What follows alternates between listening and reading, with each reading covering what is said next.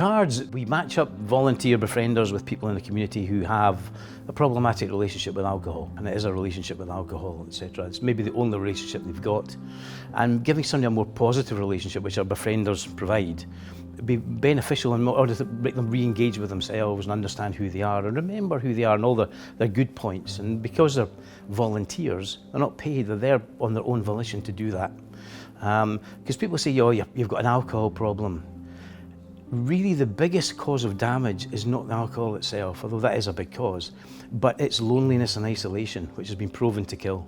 Volunteering is vital to Cards because we are a volunteer service. We've got a very small team of people, and all the work is done by volunteers. So if somebody gets referred to the service, we will get to know them a bit, and then once we know them well enough and know the volunteer well enough, we'll match them up. I've been volunteering with Cards for a number of years now, and befriending really, which is just spending time with folks an hour a week. It's a really straightforward thing to do because actually it's nice people you get to meet.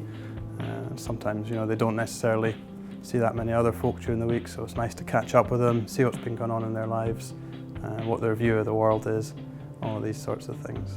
Mark's someone that I feel I can talk to. For me personally, I find it hard to go out, and I don't really like noise or being around busy areas, so Mark just takes all the edge off and I feel normal for an hour or so.